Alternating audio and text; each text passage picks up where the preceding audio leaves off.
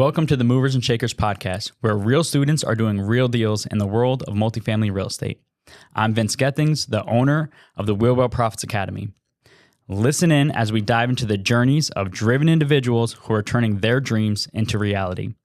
These people are just like you, taking action and making things happen. If you enjoy the show, please like, subscribe, and if you're ready to take action, check us out at wheelwellprofits.com to learn more about our incredible community. Let's get started. Hello and welcome to the Movers and Shakers podcast. My name is Gino Barbaro, co-founder of Jake and Gino, multifamily educator, investor, father, and mentor. And I'm a little frustrated today because this is our second show in Riverside, so we're going to see how things fly today. That's how we do it on the show. We can make it happen. Today's show, we have Hendra and Mercy Tambunan. They first came to the U.S. as foreign students after graduating college. Hendra and Mercy worked jobs in Fortune 50 big companies, really, big four corporations in the hospitality industry. Let's stay away from the hospitality industry, everybody, just as an aside note. Realizing that single family wasn't scaling fast enough, they decided to join the Jake and Gino family and jump into multifamily investing. To date, Hendra and Mercy have been involved in 7 projects with more than 1,000 plus units as both the GP and the LP, and lead the San Francisco chapter of Multifamily and more. Welcome to the show, Hendra and Mercy. How you guys doing? Doing great, Gino. Thanks for having us, though. Thank you, Gino. Glad to be here. Let's talk about the journey, because before we started hitting the record button, you guys have been on for 3 years. And if you look back 3 years ago, would you ever imagine you'd be in this place right now, 3 years ago, starting from San Francisco, starting as W-2 employees, starting with all those limiting beliefs and those doubts? Walk me through the journey of how it's been for the last 3 years. It's been great, though. I mean, I wouldn't never trading it for any other ways. I mean, one thing that I keep kicking myself, to be honest, though, why I don't do it sooner, right? I mean, single family. The journey has been great, at least for me personally. And Mercy, maybe you can share yours experience. Yeah. Well, I learned how to be thick-skinned, and asking people around. If you don't know, you don't know. You gotta ask. Mm-hmm. But why? The question is, why did you wait longer? Why for you did it take you so long? I wouldn't say so long, but longer to transition from single family into multifamily? Because I think the idea is like, number one is limiting belief. Like you feel like I don't have enough capital, I don't have any experience, and then plus living in California also make it a little bit tougher. I mean, I already stretching out of my comfort zone to invest single family out of state just to get a cash flow to begin with. Now, let alone taking down like multifamily, like 40, 50 units, out of state. How do I do that? That is like a limiting belief that you have to do it yourself with a proper education. I mean, this is my mantra when I invest in single family: just buy and pray. Right? That's the mantra pretty much. Hoping that it's cash flowing, and then hoping that you get a good partners in the property management, that you don't get a call in the middle of the night like, hey, somebody stole your pipe. It happened, by the way, before, right? That kind of thing that, when you're investing out of state. So for me, like leaping into larger multifamily, just like, oh, there's no way I can do that. I mean, I'm losing my hair, but I don't want to expedite that by investing larger unit back then. And Mercy, why for you? I mean, Hendra laid out his why. What was your reason? My reason is I always been in the operation. I operate restaurant before. So it's really hard for me to leap forward if I cannot see the second and the third steps. It's all blur and foggy, and I don't know what is out there, and I don't want to make a mistake, and we are not young anymore, and we want to make sure that we kind of hold the fort and not leaping too far away. Mm-hmm. So what pushed you finally? What got you over that why? What made you get into multifamily? What was the big reason you said, you know what, I don't see 3 steps in front of me, because all of a sudden you didn't see that because you never bought one before. Mm-hmm. I can't see in front of me. I have to take that challenge, that risk right now, Hendra. So 3 years ago, I used to work for IBM, a Fortune 50 company, right? And then travel a lot, make a killing. But the work-life balance is not there. I'm on the road all the time. Mercy worked in the restaurant. Her big revenue coming from a private event that happily happened on the weekend. And plus we got 11-year-old son back then. and the family quality time is not there. We make a good money, but the family quality time is not there. What's the purpose, right? We start looking into business, and then when I start looking into it more, looking for buying a business, is always going back to real estate. And I stumbled across your book that you and Jake Mm. wrote, The Wheelbarrow Profit, right? And I start seeing a clear picture like this is could be a business that we can implement. We don't have to go far and buying a franchise, buying an existing business. This is a business that we can build. I gave it to her, the book. She read it over the weekend, which is surprising already. And then she said, like, let's do this. Like, are you serious? Like, that's become the aha moment for us. Like, this is a real business. It's not just buying and praying or buying in for just for cash flow, but we can force appreciate, make it better, and while serving customer and still make a profit. That's the Mhm. leap. That's pretty much what changed for me. I love that. Bill Ham always likes to say, you can either learn on the street or you can learn in the classroom. You learn on the street, it's going to be a lot more expensive and it's going to take you a lot longer time. What I love what you said about that, Hendra, what, Jake and Gino, we like to say we create multifamily entrepreneurs. That's what we're doing. I mean, in the beginning, you may not see it, and Jake and I took a little while to see it, but that first little deal you do, that's a cash machine. All of a sudden, that's a little business. Then the next deal you do, that's another business. And then all of a sudden, you have multiple streams of revenue, whether you're property managing, whether you're asset managing, whether you're buying the deals yourselves, and all of the businesses within multifamily, Yeah. laundry and late fees. It's just, you don't know that until you get into the business, and it's just amazing to scale. So, just a little bit of background, everybody who's listening. Hendra Mercy, limiting beliefs in the single family space in California, W-2 employee, lots of things stacked up against you. And by the way, Mercy, I have a lot of, what's the word I should say? I feel sorry for you being in that business because I was in the same business as you, and that's what pushed me out of the restaurant business. The Oh, weekends, the holidays, everyone's having fun, and Uncle Gino is working. I hated that so much, and it didn't yeah. align with my values. And I feel for you because man, that'll at a certain time in your life you'll be okay, but then there'll be a certain time, everybody who's listening, where you don't want to deal with that anymore, and there's something else out there. And I'm so thankful that you guys found Jake and Gino. Now, Andrew, when you guys joined, what was the big aha moment when you joined? You're like, what was the value that you derived early on from the community? So one thing that I credit this to Marco, your brother, by the way. Yeah, I mean, I went to my last project in Terrytown, which is pretty close to White Plain where you are, and I met Yeah. Marco, and Marco said like, you got to be vested in community. You got to be, you don't have to do everything yourself alone, and that's a big aha moment for me. It's like, wait a minute, I've been doing it wrong. I might be able to get 8 to 10 single family home, but I'm doing it by myself. Mm. If I can partner up with people, I'll find whatever my talent, my strength, and how can I add value to them. That's how we grow together. And that's what has been our approach together. I mean, both of us, we're complementing. We are becoming a package right now. Mercy and Hendra are becoming a package that can value add to other people that, I can help with the acquisition, capital raise, Mercy's asset management. That's how become a value add package combo for any other team. And that's how we start to acquire out of state property, and that's become the biggest thing that take away from when you join the Chicken Gino. Wow. So you talk about brand Mercy. Talk about the brand. Talk about how you started out and you had the limiting belief of, well, I have to buy in California to, wow, I can actually go out of state and start partnering up. And I didn't even know what syndication was. Walk me through that process of when you're first joining. It must have been so many aha moments.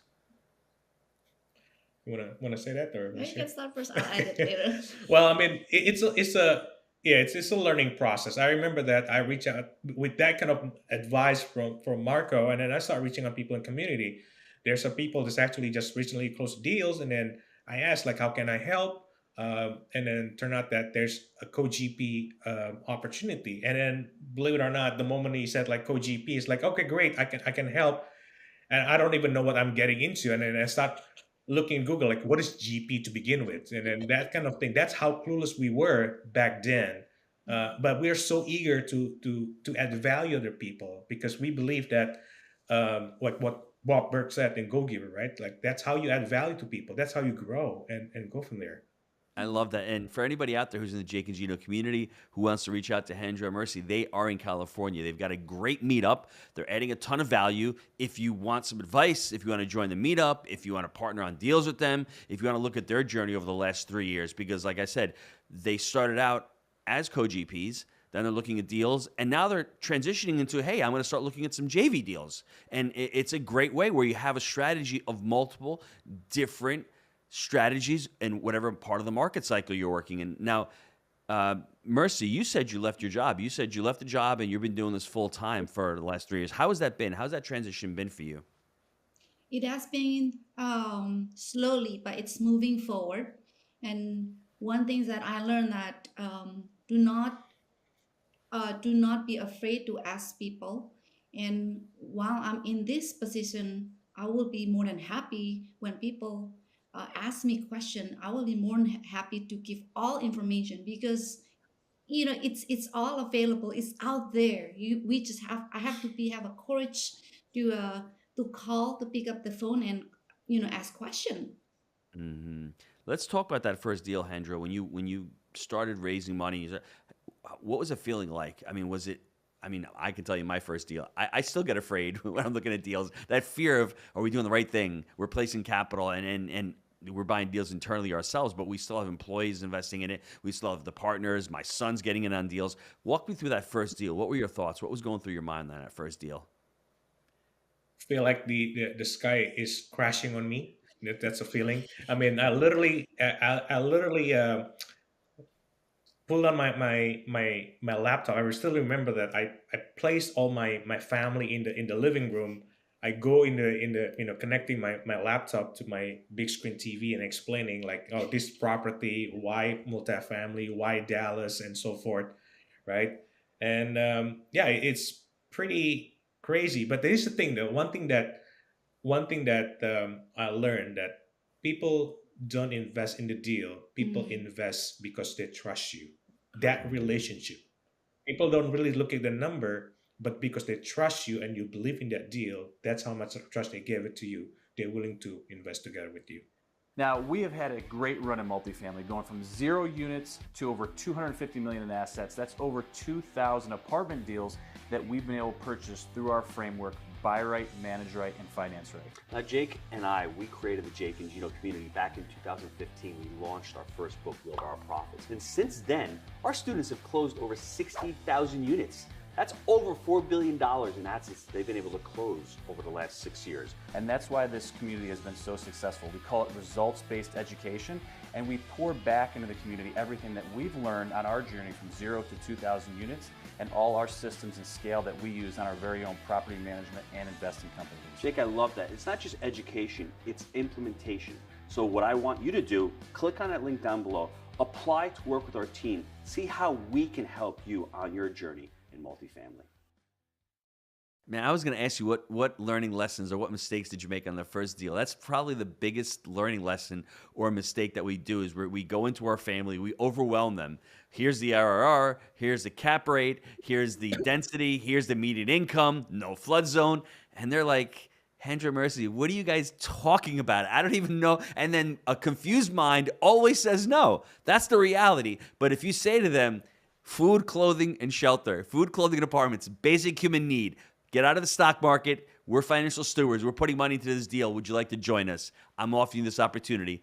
Game changer, completely different. So I can picture you in that room right now with your family huddled over with your laptop. You got spreadsheets, you got a PowerPoint presentation going on, and they must be like, what is he showing me? So that must have been a really cool feeling, but at the same time, it must have been overwhelming at the same time because you're talking to family members. They don't know the brand Hendra and Mercy as multifamily investors. They know you guys as just the family, correct?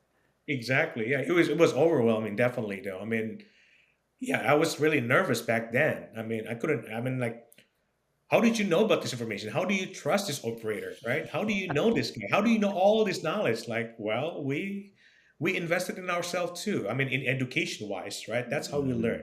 Hmm. I love that. Anything else stick out on that first deal? Anything else as far as learning wise? What you learned on that first deal, closing that first deal? Um, one thing that one thing that we learned that there's a lot of people that you can add value with, right? I mean, don't feel like I don't have anything to offer. You always have something to offer, but you need to create a brand and make your name out there. Hmm. And then in somewhere somehow you could be boots on the ground. You can become the capital raise if you're in the city like in New York or California, or you can become like an asset management if you have some. Look at Mercy. I mean, right now she's coming from operational. I mean, banquet event planning, but she's pretty good with operation. She's becoming a great asset manager in my opinion. Hmm. uh, that kind of thing that you can add value to the team. Don't feel Hmm. like you start everything from zero. You do have something to add value with. I'd like to share a story with everybody here right now, and it was a little over a year. It was a year ago, and I remember being in the boot camp at Jake and Gino boot camp. It was a manage right boot camp, and I remember walking the property, and Hendra's walking with me, and he's like, "I need this manage right now," and it was amazing to see the growth because in the very beginning, everyone we're all focused on buying the assets and financing them properly, and then to see the growth of just within 2 years to understand, wow, this is a business, and I need to really learn how to manage these properties, and to be able to walk with other Jake and Gino students, to be able to go into these units, to be able to get on the bus tour, to be able to network, and to show how you can provide value, and then bring that back to your team and go, wow, I know how to turn a unit in 5 days now. I know where rent should be. I know how to like evict residents out there. I know how to do a turn process, all of these things. And I remember walking on that property with you and saying, wow, we've come a long way, but we need to be here learning this information. And for everybody out there, it's a lot of work. I mean, it really is a lot of work. You guys have sacrificed weekends to come to these events. You guys do the meetup. You guys have been on countless webinars and Zooms and capital raises. Talk a little bit about that work. How have you guys been able to work together as a couple doing this? Because my wife and I love working with her, but she can drive me nuts sometimes, and she's not going to hear this, so I can say that. I'll let you speak on this one though. So Well, we schedule it, Gino, meaning we make time of it, and we have this business and become a part of us. We just kind of intertwingle with our time. We don't schedule. Okay, from 9 to 5, let's talk about this. It doesn't matter. We'll just make it seamless. We talk with our teenager son. We talk about asset managing. We'll just make it as a casual. It's part of our life. When we go to church, we just talk about it. When we have, how can I say this? Put this I in a think that word. it's just more like a teamwork, like chemistry, Yeah, right? I mean, when you enjoy what you do and you're that's passionate exactly. about it, then it's just becoming a part of conversation. But at the same time, we have to be mindful too. Our son still need us as mommy and daddy. He's not just like a multifamily entrepreneur. So we have to be mindful with his present. We have to limit that conversation too. But you So also bring them to events. I mean, you've also inundated them. You're also so there's a balance there. So for everybody out there, the family work life balance, building the business is like working on your family. You have core values. You have your mission statements. My wife and I have just started doing because Jake actually I don't want to say forced us, but he sort of pitched me on it. Was weekly L10s. I do a weekly meeting with my wife every Sunday for 20 minutes. We have a running calendar. In the last month, we've been able to book flights. We have weekly podcasts that we have to be on together. We've got a schedule tonight. I've got to go pick my daughter up at gymnastics, so I know that. We have actually got our passports 2 weeks ago. So every week, we basically go through what needs to get done. It's a 20-minute call, and it really removes a lot of friction about, oh, Hendra, you were supposed to pick up, our son today at school, or we had an investor meeting at 3 o'clock today. Why didn't you make it? That weekly meeting where we just have a document on Google Drive and just list out what we need to get done weekly, and then there's quarterly type priorities. Then there's like the yearly things we want to do. Let's say go to Italy in 8 months. That needs to get done. So as things don't sneak up on you, and it's really proper planning. And if we don't do that with the family as well as with the business, I just think we're losing a huge opportunity. So do I have you guys on this weekly L10? Because Jake got me to do one. So maybe you guys can schedule out 15 minutes a week and get on there and make sure you get your stuff done. she just put in my on my calendar, like I pick up my son at a certain hour. So it's like, okay, all right, no. Yeah. I Love the love that. Google Calendar, Yes, I want to talk about the brand, and this is a question for you, but I want really leave it open ended for everybody listening because this is so important. When you think about your brand and whether you're raising capital, whether you're going out there buying deals, whether you're partnering with other people, whatever that looks like, I want everyone to think about what their brand represents. I want them to strip it down to one or two sentences. Like at Jake and Gino, we create multifamily entrepreneurs. We are the premier multifamily community out there. That's what I think our brand, we want to represent. For you guys, I keep hearing the word value. Have you thought about what you want your brand, and even if it's like one word for me, for Jake and Gino, I would say it's family. That's the one word that comes out when I want people to see Jake and Gino. What do you think about with family? Some people want experience. Some people want luxury. Some people want destination. Have you guys really thought about that? And this is for the listeners as well. As I'm saying this, think about when you pick up the phone, and you call a broker, what is their first thought of when they're talking to you, or an investor, or a potential partner? Have you guys thought about that? Yeah, I think for me, I want to live a good taste, right? I mean, living a legacy, right? That's the end of the day. I mean, I keep my brand promise to people like, look, reach out to me, whether I'm going to be able to help you directly or indirectly. I don't have to be get involved in your deal or anything. Like if I can add value, even like connecting you with somebody else, I'll do that if I don't get a benefit of that. Because for me, it's like I want us to people feel like you can do this. If we can do this, you can also do it. It doesn't have to be with us. It could be with somebody else too. I introduced a recent joiner of the community. It's like, hey, I want to connect with this guy for this market. Sure, I just make a connection and go from there. I don't have to be part of that deal. I don't, I'm already happy enough because that way we can grow together. That's just for me. I'm just taking some notes as I'm listening. I hear the word value. I hear connections. I hear community. I had a mentor whose company, unfortunately, he passed away a couple of years ago. He was a great guy. His company was called the Value Hound, like as in dog. Something where you guys have that word value in there, so people understand that, we're the multifamily value providers, something like that, because I think it's great that we all stand out. So when you pick up the phone, someone calls you up, these guys aren't trying to pitch me or sell me. They're here to really provide value and answer my questions. So that's your homework. Next time I see you two, I want to know what your brand promise is and what that statement is, okay? All right, like sounds that. good. Yep, like that. Last question before we wrap up. What does the future look like for you guys in multifamily? So for us, I think we started from syndication to JV. I mean, we may still do syndication down the road, depending on the how the market pan out. But right now, our focus has been JV, a smaller deal, because at the end of the day, we acquire asset, which is great.